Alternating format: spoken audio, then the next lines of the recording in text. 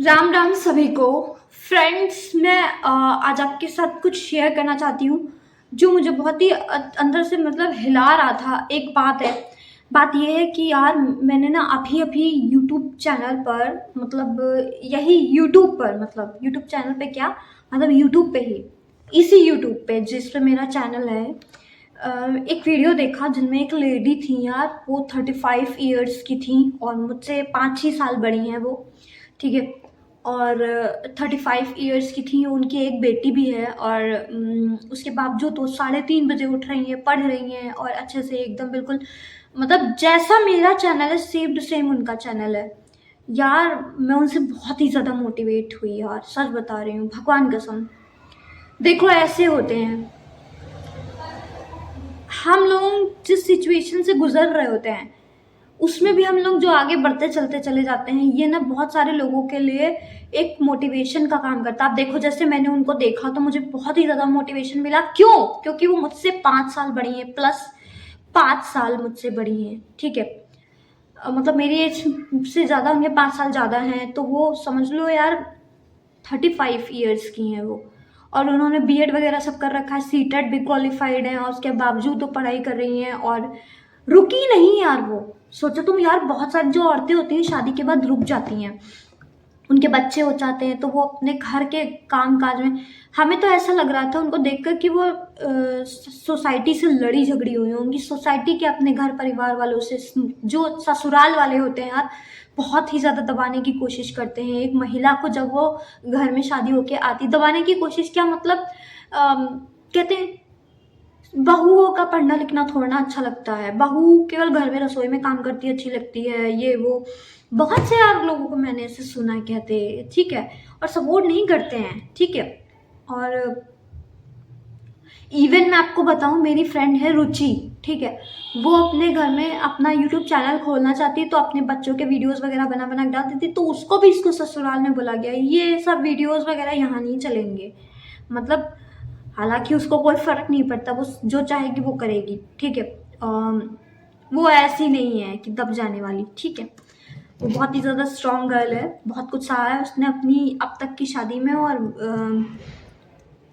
लेकिन यह है कि वो दबने वाली नहीं है। ठीक है। तो ऐसे ही यार मुझे ऐसी ही औरतों से बहुत कुछ सीखने को मिलता है। मेरी तो बहन ही है भाई, रुचि बहन ही है वो। ठीक है। फ्रेंड तो कहने के लिए, लेकिन एक्चुअल में वो बहन ही है। तो इसलिए उससे भी मुझे बहुत कुछ मोटिवेट होने को मिलता है। और दूसरे, जब मैंने इन लेडी को देखा जो मुझसे 5 साल बड़ी हैं, ठीक है, वो भी मतलब यार मुझे उनसे बहुत कुछ सीखने को क्या मतलब अंदर से मुझे लगा कि यार देखो, जब मौका मिल रहा होता है तब इंसान जो है मक्कारी कर जाता है। ठीक है।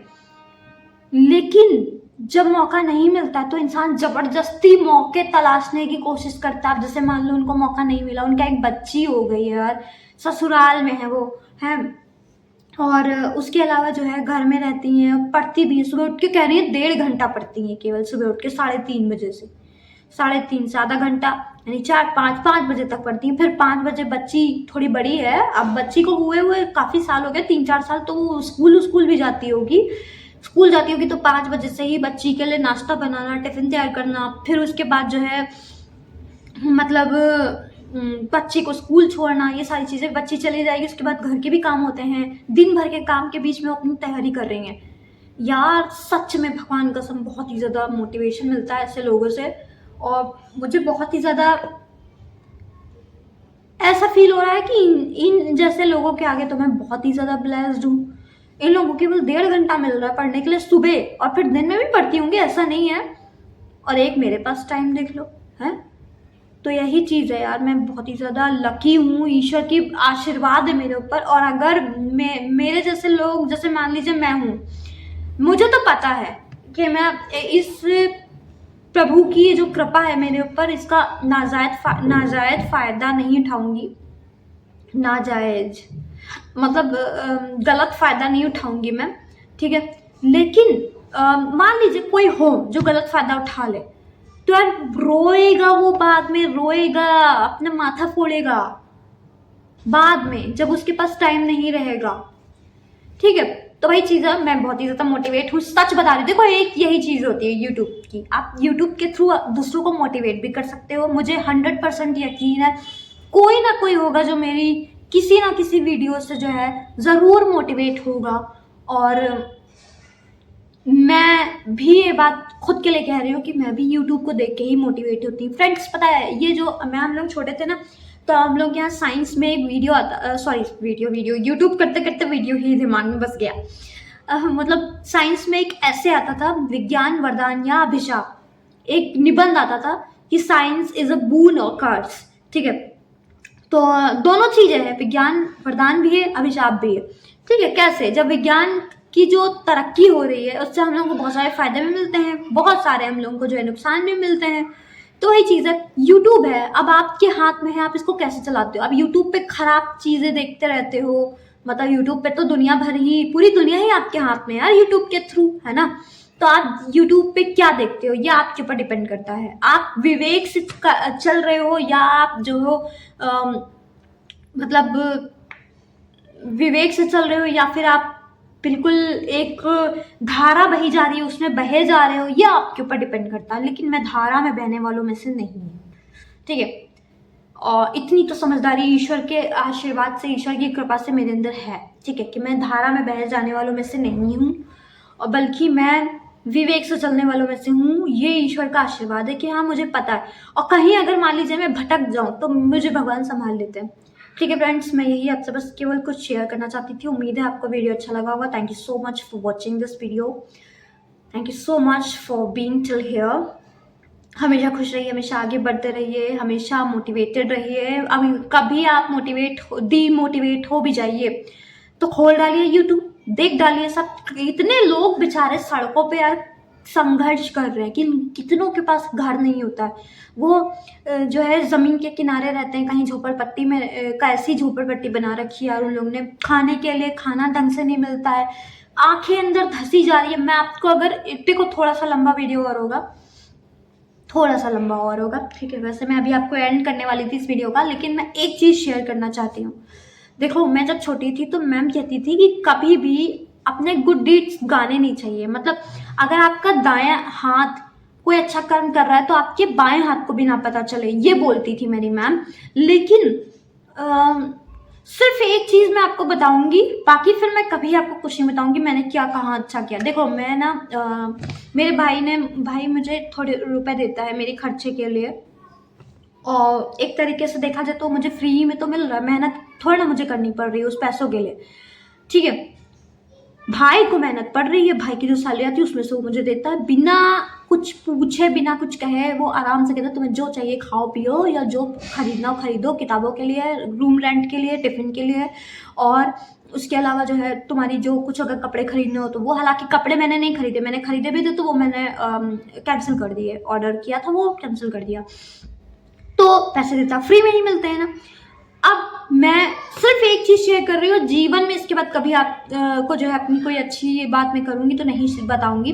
तो मैं जब अभी घर जा रही थी मम्मी के पास किसी रीजन से, अभी नहीं कुछ दिनों पहले जब मैं जा रही थी, रास्ते में एक रिक्शे वाले अंकल थे, मतलब बूढ़े बूढ़े थे वो, और मतलब वो मुझसे, देखो मांगते नहीं तो मैं देती भी नहीं क्योंकि मेरे दिमाग ही में नहीं आता, लेकिन वो मेरे पास आए और रोंधी शकल में रोंधी सी आवाज में, मतलब परेशान से हताश से एकदम कहने लगे बिटिया कुछ 150 रुपए हो तो दे दो, ऐसे बोले। मैं उनको देखती रही, एकदम से उनका चेहरा देखा उनके, और फिर तुरंत उन्होंने मुझे अपने पैर दिखाए, हाथ दिखाए, कह रहे फूल रहे मेरे हाथ पे, मतलब सूजन आ रही थी। और पैर मैंने उनके देखे, एकदम फटी हुई एड़ियां, और बहुत ही भयंकर फटी हुई थी यार, और पूरी पूरी सफेद पड़ी थी एड़ियां। और कह रहे थे कि वो मैं रिक्शा नहीं खींच पा रहा हूँ, कहते हम रिक्शा नहीं खींच पाते हैं, मतलब अपनी भाषा में बोल रहे थे कि हम रिक्शा नहीं खींच पाते हैं, ठीक है। और मैंने यार उनकी आंखों में देखा, आंखें अंदर धसी जा रही थी, आंखों में जान नहीं थी, उनके आंखों में जान नहीं थी। और वो दिन यार मुझे मेरे पापा के याद आ गया, जब मेरे पापा आईसीयू में पड़े थे तो उनकी भी आंखें ऐसे ही अंदर धस गई थी, उनकी भी आंखों में जान नहीं रह गई थी, उनकी पूरी पूरी बॉडी ही एकदम बेजान हो गई थी, तो उनकी आंखें। अब उनको देख के मुझे पापा की याद आ गई, मुझे और दर्द हुआ अंदर से, ठीक है। और फिर उसके बाद यार मैंने जो है कुछ रुपए निकाले, वो उनके हाथ में दे दिए, ठीक है। मतलब जितने उन्होंने मांगे थे मैंने उतने ही उनके हाथ में दे दिए। फिर उसके बाद वो कह रहे थे दवाई लानी है, हाथ पैर जो सूज रहे थे ना, कहते हमें दवा लेनी है। अब मुझे ये नहीं पता वो इंसान सच बोल रहा था झूठ बोल रहा था, लेकिन यार उस इंसान की हालत दयनीय थी, मैंने देखी थी आंखों से। मुंह एकदम अंदर धंसा जा रहा था, आंखें एकदम अंदर धंसी जा रही थी, आंखों में दर्द नजर आ रहा था, आंखों में तकलीफ नजर आ रही थी, कमजोरी एकदम बिल्कुल एकदम बेबसी लाचारी नजर आ रही थी। और पैरों की एड़ियां मैंने अपनी आंखों से देखा, पैर पूरे के पूरे एकदम पतले और एकदम बिल्कुल एकदम चिपके से, एकदम जैसे सिकुड़े से एकदम पैर, ठीक है। और एड़ियों में वाइट वाइट कुछ लगा था, जहाँ फटा हुआ एड़िया जो होती है, जहाँ पे फटा हुआ एड़ी होती है ना, एड़ी जब फटी होती है तो जो फटी हुई होती है तो निशान दरारें पड़ जाती, वो दरारें प्योर एकदम वाइट थी, पता नहीं क्या था उनके पैरों में है। तो यार थोड़ा दर्द हुआ मैं मुझे बहुत देख के। और पता है फिर मैंने यही सोच लिया कि ठीक है, मुझे ना जूती खरीदनी थी, जो मैं 100 की देख के आई थी, बहुत प्यारी जूती थी, लेकिन मैंने ली नहीं थी क्योंकि मैंने आपको बताया जैसे मैं अलार्म क्लॉक छोड़ आई थी ना, सेम उसी तरीके से मैं जूती भी छोड़ आई थी। तो सोचा था नहीं लूँगी, चला लूँ यार, टूटी फूटी चप्पल थी मैं, पर मैं सोचा ऐसे ही चला लूँगी। फिर जब मैंने उनको देखा तो मैंने सोचा कि यार मैं समझ लूँगी, मैंने 100 रुपये वाली जो जूती देखी है कि मैंने जूती खरीद ली है, मैं ठीक है, मैं खुश हूँ, ठीक है। और मैंने वो रुपए उनको दे दिए। तो लेकिन भगवान भी सब कुछ देखते हैं। फिर मैं जब घर गई तो मम्मी ने मुझे एक अच्छी खासी नई चप्पलें दी। मेरी जो टूटी फूटी हुई जो फटी हुई पुरानी चप्पल थी ना, जो बिल्कुल एकदम फटी जा रही थी, वो मम्मी ने रख ली, क्या कि ये मैं घर पे कह रही थी हम घर पे पहन लेंगे। और हमें एक मतलब अपनी नई चप्पल, उनके पास 2 जोड़ी अच्छी खासी नई चप्पलें थी, तो उन्होंने वो नई चप्पलें मुझे दे दी, नई वाली 2 जोड़ी थी ना, उनमें से 1 जोड़ी चप्पल मुझे दे दी।